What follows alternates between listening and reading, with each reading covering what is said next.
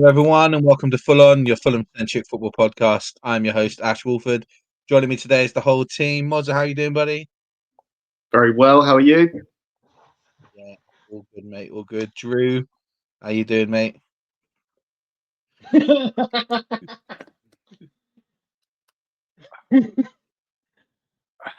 Well, that's us. Yeah. How are you, mate? You right? Yeah, I'm fine, mate. Sorry, I was just you came to me while I was drinking like a fish, and I was like, "You bastard."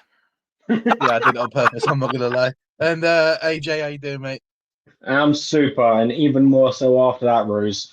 For those of you who are joining us, obviously we haven't done a match preview or match review of the FA Cup games from over the weekend. We apologise for that, but life gets in the way sometimes. So what we're going to do, we're just going to move straight on with tonight's match against West Ham and do a match preview as we normally would do. Gents, West Ham away. It's one of those games, really, isn't it? We're all still sort of ruining the result at home early on in the season, which was frustrating enough as it is.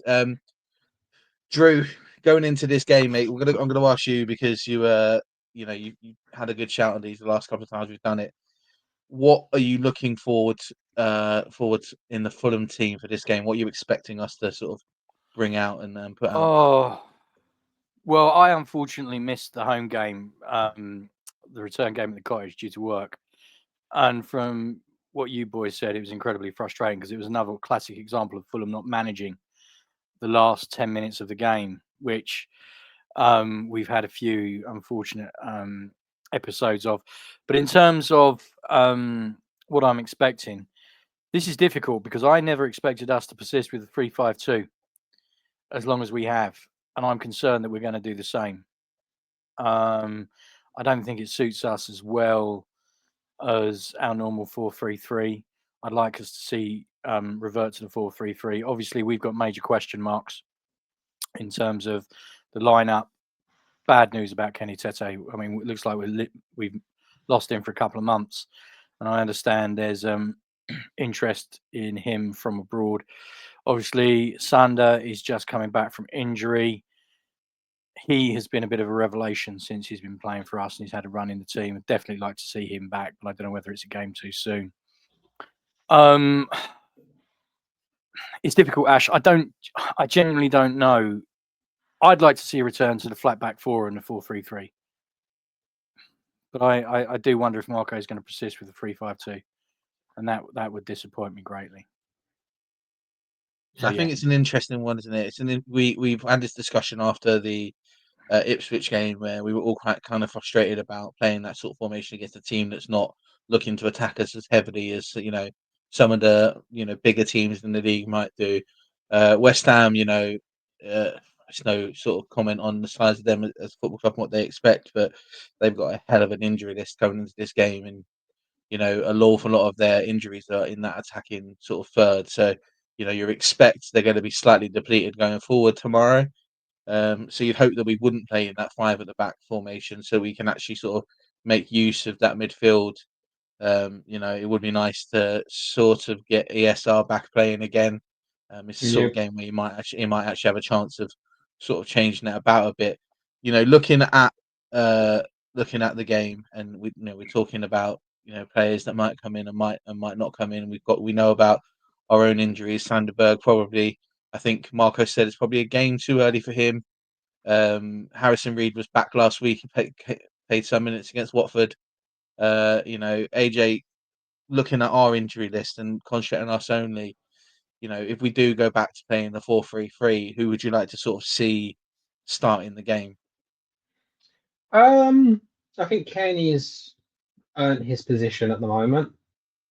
I think ESR is probably fit enough to start against West Ham. If not ESR, then it would be Andreas. It's just a matter of who sits just below both of them, and I think it's a no-brainer in Lukic. I think that with West Ham's injury list and our ability to retain the ball with both Lukic and Kenny in the side, as well as be it Andreas or ESR, we should be perfectly capable with that midfield three against West Ham side. there isn't anyone apart from maybe Kudos that I'd be really, really worried about getting behind that midfield and causing us troubles between the midfield and the defence. That we would need an out and out like Sanderberg, Paulinia style big man to get in the way and to be the midfield bruiser, I think. And if we really do need to shore up that midfield more, I think we can bring on Harrison Reed at some point within the game and shore up the midfield for either Kenny or Lukic. Yeah, I think it's an interesting one, really. I think that, a couple of players put in some really good performances last week against Watford that were maybe on the fringes, who might have put in a sort of just a reminder to Marco that they're there, which is great. This is what we should be using the FA Cup for, especially when we're playing against teams that, we should beat with a second string out, which was exactly what we did last week. Yep. Mozza, we have that typical thing in this game where West Ham, new manager, first home game. It would be most of the Fulham thing for a team that have been so underperforming so much, get a new manager. That new manager bounces to play us. But does it sort of affect your confidence going into the game with them having the new manager in, or is it just as is? It doesn't really matter. We just got to concentrate on us and go with it. Of course, it does. Like you just said, yeah, very Fulham thing, wouldn't it, to lose to a side like that second game. For Potter, after the cup draw with Villa they had the other day, which he lost first game in. So I don't know. Is he the right man for the job at West Ham? I'm not sure. Would I be excited as a West Ham fan to have him in over who they just last had? Probably. But you look at his backtrack his records. What's the best thing he's ever done, really? The success he's had at Brighton, didn't do anything at Chelsea, and this is his first job since leaving them. Not a great start, but you can't expect him to come in and win the game straight away like that. I did see the highlights of it. Well, saw the first half and then I watched the highlights afterwards of them against Villa, and nothing really sort of worried me too much. But as from what Drew said about our formation and all that, I would want to see a revert to 4-3-3, see us attacking a bit more. Not sure who I'd want us to start over Jimenez and Muniz. Do we hope that there's penalties in the first half and Jimenez gets to take one or two? Don't know. So that's my concern, really. But yeah, I think ultimately, from your question, I would like us to just focus on ourselves. But it would be very Fulham, wouldn't it, to take this game and have it be a loss. Yeah, I've got an awful lot of respect for Graham Potter. He's done a brilliant job as a manager. He is one of those managers that worked his way up from non-league to Premier League, and then obviously to get himself that Chelsea job, which was probably a step too far for him. But let's be honest, they were a basket case for a football club when he was managing them. And it's not really not his fault that was the case. It just happened to be how it was, and he was on the shortlist of people who people wanted for the England job for a reason. So he is a good manager. I think for him, it's going to be a case of, that West Ham squad is heavily depleted at the moment with injuries, and the style of football he really likes to play, he's going to struggle with when he's only got Danny Ings as a fit striker, which is there's no disrespect to Danny Ings because we all know he always scores against us. He is that sort of player, but he's not the sort of striker that he would naturally want up front. He likes very fast, robust strikers who can play off of big, strong midfielders. So it'll be interesting to see how he sets them up on the game tonight, and we'll have to go from there and hopefully that. How old is Ings now? Pardon? How old is Ings now? 33, 32. That crept up on him very quickly. I remember him being an up and comer at Liverpool. He's 33 this year. Yeah, 33 this year. That's it. Yeah. It is odd for me to say that someone is old when 3 years older than him, but it is a case of he's not the player he was. No disrespect to him because he still scores goals and he still does the business, but I think you've got to be a very brave West Ham fan to be going, he's your preferred striker out of all the players that they have available to them who can play up front, but we've seen it ourselves this year that, sometimes you get an older striker who just has the guile around him and you can do good things.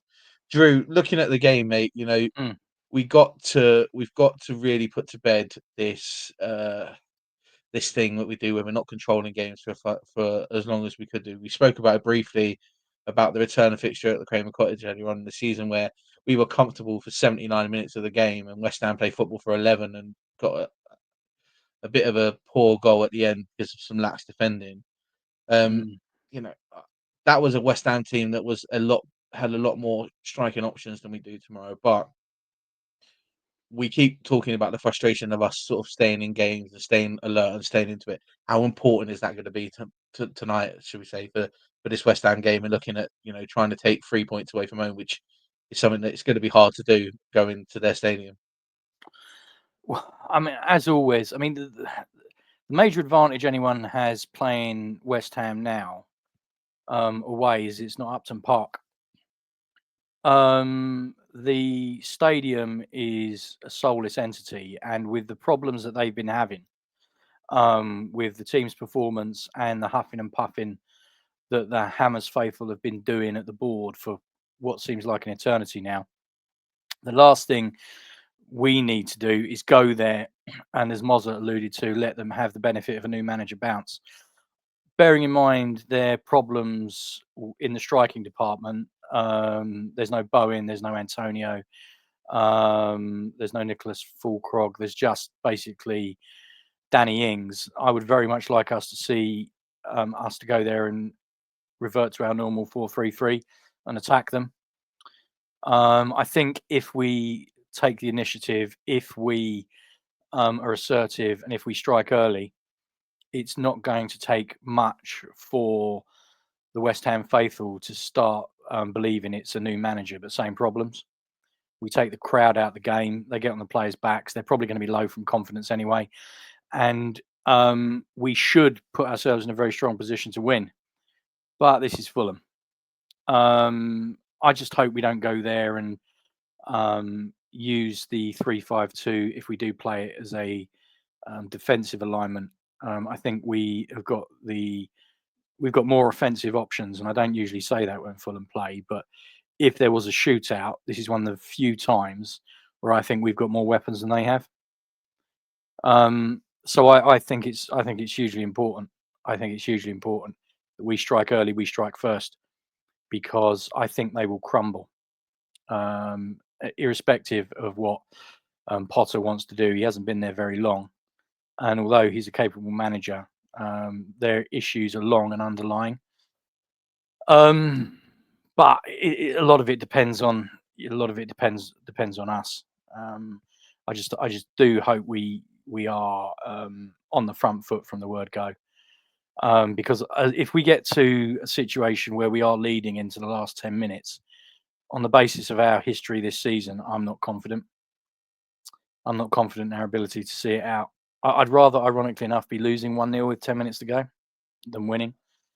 But yeah, that's what I hope. I hope that we seize the initiative and strike early. Yeah, I think you're right. I think AJ Drew just obviously mentioned about the importance of, you know, frustrating West Ham in the sense of, you know, they're one of those clubs that it doesn't take long for their fans to start getting on their backs during games if they're not sort of playing as well as they feel that they should be. Is that going to be a key for us tomorrow, do you think, or tonight, so I should say, do you think, for us to sort of make sure that we can control the games, to frustrate them in the sense of getting the crowds on their back a bit, or, you know, will that be irrelevant with a new manager because they'll probably give him a bit more leeway than they would have done with Lopetegui, who they literally could make one bad pass in the first 3 minutes of a game and that's it, they're automatically on his back, because that's the type of fan base they are when they get a bit sour with somebody. It doesn't take an awful lot to frustrate them. But, you know, what do you think is likely to happen during this game? I think the best thing we can actually do is take advantage of what Drew said, and that it's quite soulless. If we maintain possession of the ball for even a good 15 minutes, we don't even need to be aggressive. We don't need to create tons of chances. But first 15 minutes, just completely dominate the ball, prevent them from even touching it. What it will do is, instead of angering their fans, it will just silence them completely. And from that point, we can play our football, our pace, do what we want to do, and just completely dominate the game all in all. We might only win 2 or 3-0 compared to if we were to go in guns blazing and win 5-2 or something like that, and make it a gunfight and make it really exciting for a neutral and have the crowds egged on and that sort of thing and get the crowds behind players. But in the situation that West Ham are in, getting the crowd behind the players is probably the best thing you can do, because the players have got the new manager to impress. They're going to want to sit there and they're going to want to perform ultimately. And it's just one of those situations where if we can just completely silence them, it will make for boring watching, but it will make for our best opportunity to just completely manage out the game and see that they don't get a sniff. I think if we turn it into a situation where we do rile them up and we do get them egged on, good or bad, it could trigger them to react and cause us to go into a back and forth sling that results in another draw or potentially even a loss. I don't particularly see us losing to West Ham, but with our Robin Hood antics and their new manager bounce, put nothing past us. Yeah, you just said it. I was going to ask, Mozza, I'll come to you and ask that question, mainly because when we were having a group chat about it the other day, I know that you weren't necessarily the one to mention it, but how important is it that we sort of get rid of this Robin Hood complex? This, Marco and his merry men needs to die. Basically, I've had enough of watching us play really, really well against big teams, and then being absolutely pants against teams that we know we should beat. And I know there's only 3 or 4 places. There's 4 places between us and West Ham in the league. There's 7 points between us, and then these are sort of games even away from home we should be looking to get points in. So it's inevitable that we won't. But how important is it that we get rid of this sort of Robin Hood complex, because it's starting to get really frustrating. It's really going to affect any chance we have of making it into Europe at some point this season.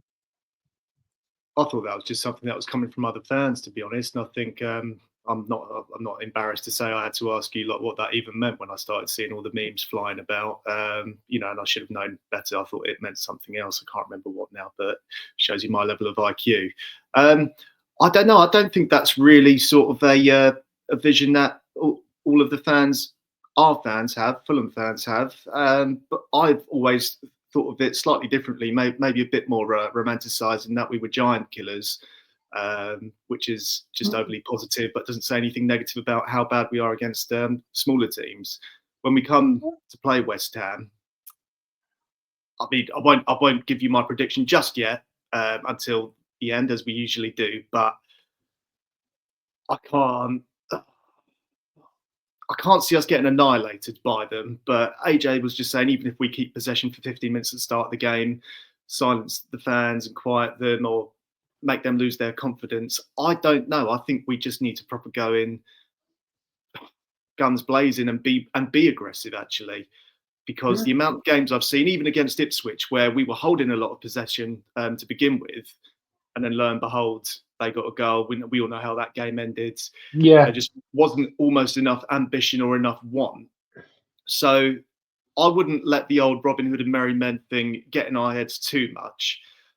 However, inevitably, that will stick with us if we do lose this game. Yeah.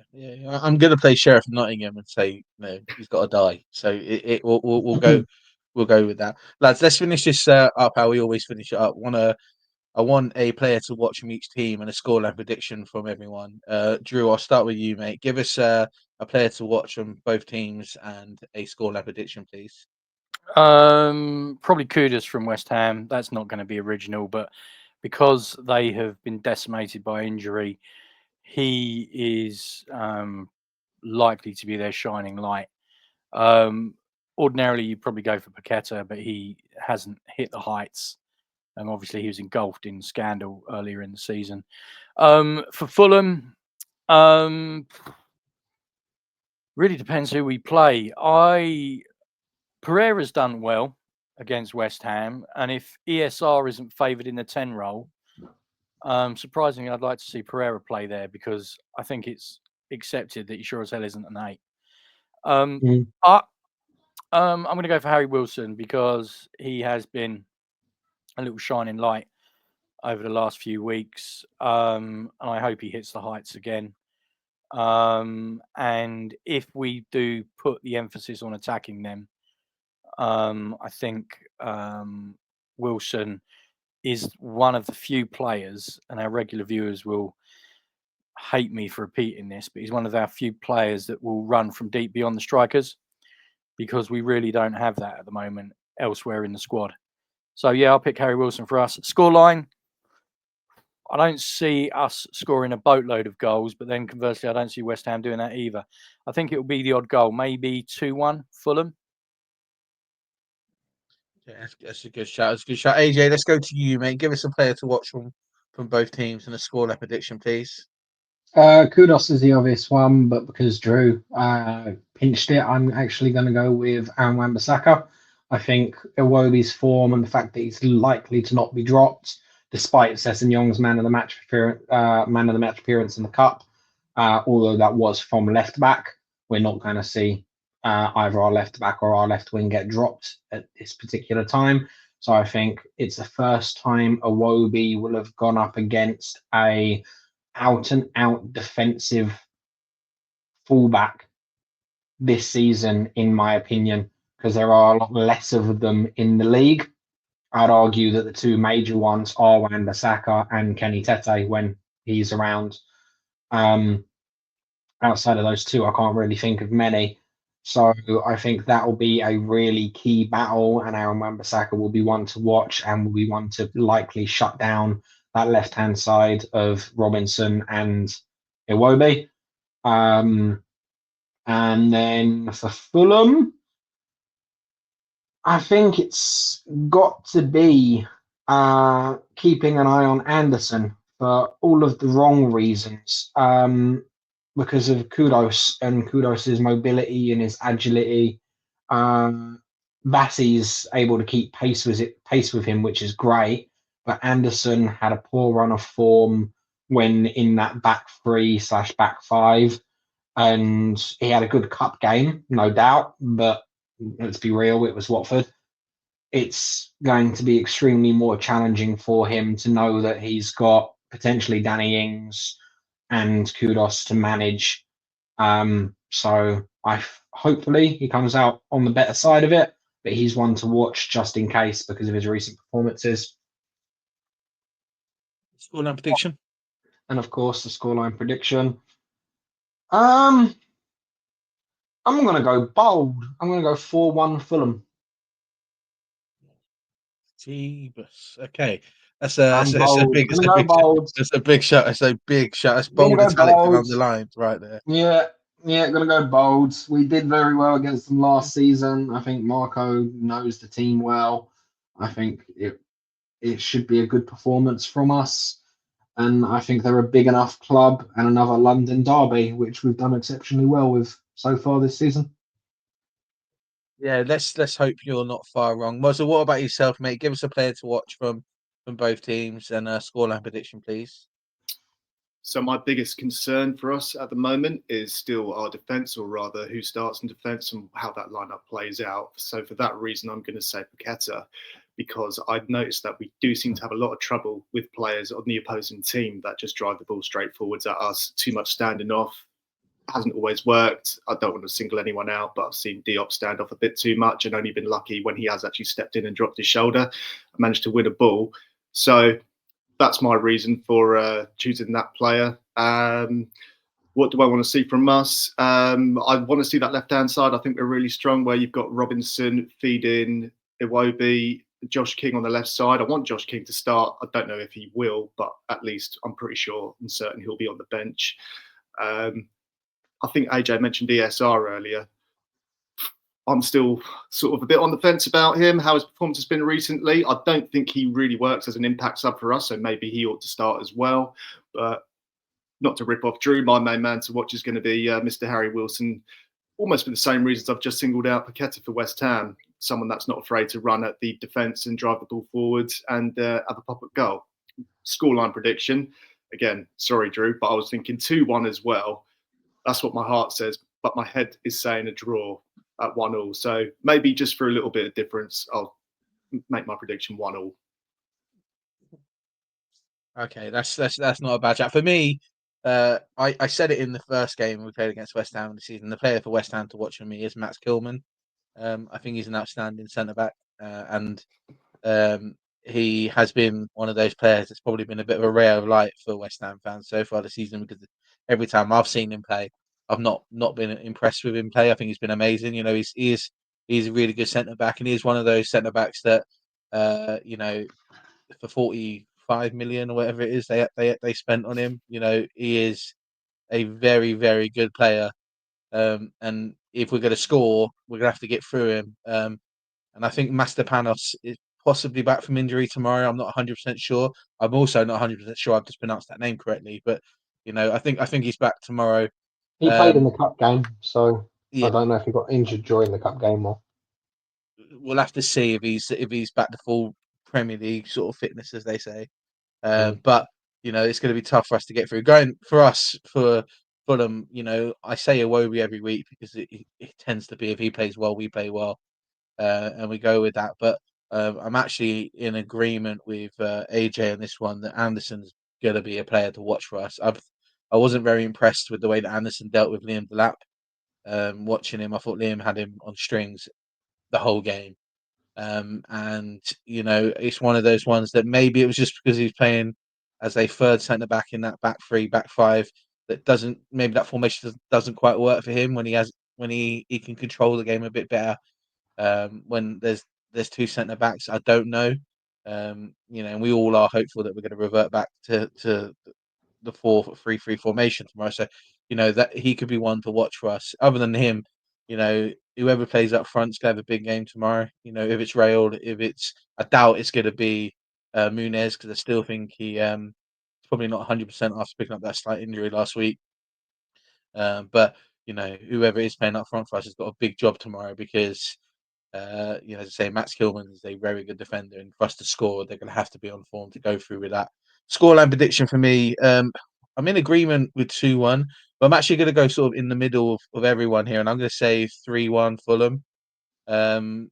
I think we won't keep a clean sheet because we just don't seem to at the moment.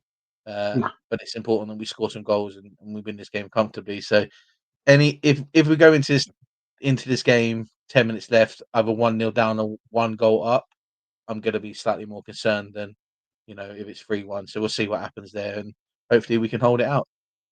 Lads, thank you very much for joining me for the preview for this West Ham game. We will do a West Ham review for Friday's episode slash a preview for the weekend. Looking forward to Leicester away this weekend, and we'll see sort of how that goes along. I just want to give a quick shout out to the Fulham women's team whose FA Cup run came to an end over the weekend. They lost to London City Lionesses 5-0 at Craven Cottage. You know, it's not a bad result, as much as 5-0 is a big loss for the team. They've an outstanding achievement for them getting that far in the FA Cup, considering they were the lowest ranked team left in it. So, you know, they should all be very proud of themselves and the way they've sort of represented the club with that. So, you know, congratulations to them on that. Hopefully it's sort of the impetus for them to, you know, maybe attract some more players and keep pushing up the league and get out there and, you know, be on a level par with the Lionesses within a couple of years. Who knows? We'll see. But congratulations to them. Other than that, there's not much for us else to talk about here for this one. So, you know, everyone go into the game tonight. Wrap up warm. It's going to be a cold one. Hopefully, Marco's men give you, you know, something to warm your bellies and enjoy. I'm going to get back under the blanket and get ready for the game tonight as well. So, anyway, thanks very much, guys. Have a good week. I'll see you all on Friday for the review and preview of the next week's game. Come on, you Whites.